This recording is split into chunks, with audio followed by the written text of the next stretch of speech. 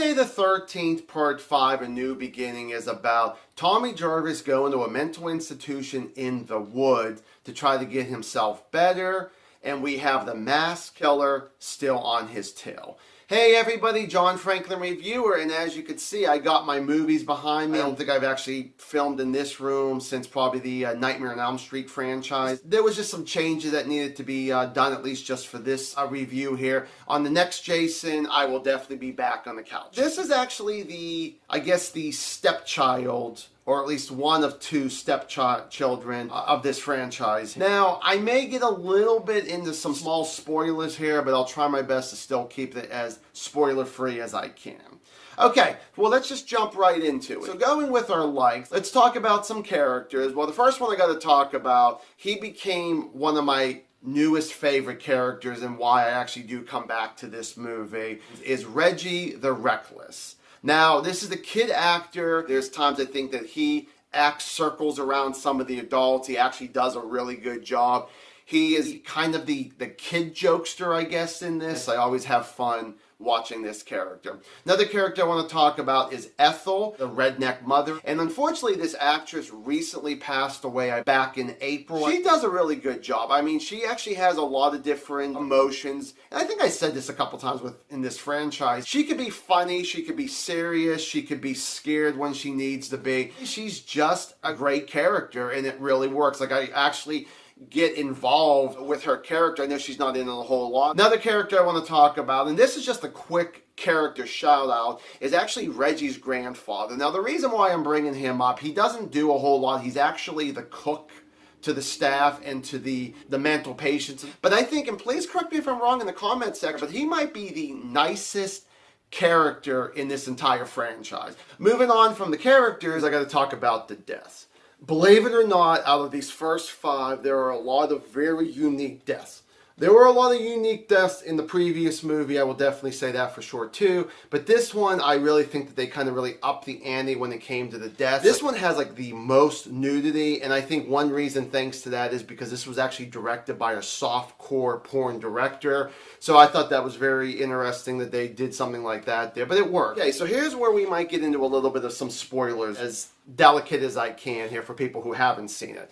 First thing I want to say is the subtitle, A New Beginning. Right in front of everybody's face, and no one ever actually got it, including myself. I thought it was very clever to call it that, but you're thinking, oh, well, maybe it was just okay, so we already got through our first 4, it's what we call it the final chapter, now we're going into a completely different story with Jason. Well, just like the very first one, this one is actually a completely different killer.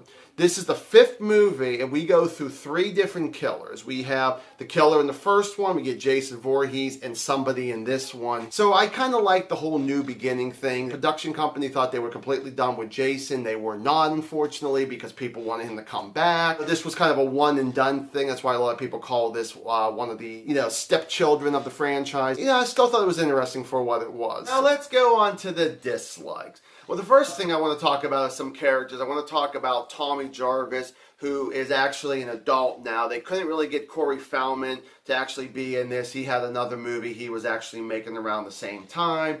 So we actually get this guy. For someone who had this trauma with Jason Voorhees in the previous movie, and yes, it's going to hit you as an adult, the people that he actually lost. But the thing was, you think that even as an adult, you can slowly cope with it. And this character really doesn't. Like, he's very dull. He doesn't really talk that much to anybody else. I understand these are strangers to him at this institution. But you feel like you want to start trying to get back to a normal society, and I guess for this character, or the way the script was written, no, it's not going to happen that way. And for someone who's supposed to be the main character, he is gone at one point for like 25 minutes of this movie. I know this movie is like 90 minutes long.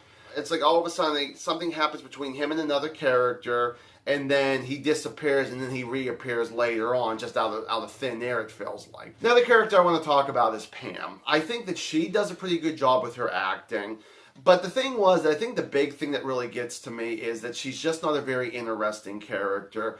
And also, at one point, whenever she's being chased by Jason. She does do a little over the top on the screaming, and it definitely feels like that my ears are going to be bleeding because she's screaming way too much. Between 1 to 10, your volume's up to like a fucking 20. Another thing I want to talk about, which I guess I never look past this, a mental institution in the middle of the woods. And it still didn't, to me, really make a whole lot of sense, though. At least they tried. I'll give them credit on that. And then the final dislike is gotta be what exactly happens just before the killing spree. And every time we get to that scene, I am laughing at it because it is kind of silly. But at the same time, I'm rolling my eyes and I'm like, this is what you actually came up with. So, Friday the 13th, Part 5, A New Beginning. I'm going to go 2.5 out of 4 stars. Yes, I do have fun with this movie. But for anybody else out there, have you seen this movie? Are you a fan of this like me at all? Or somewhat of a fan? Do you not like it? Give me a comment down below.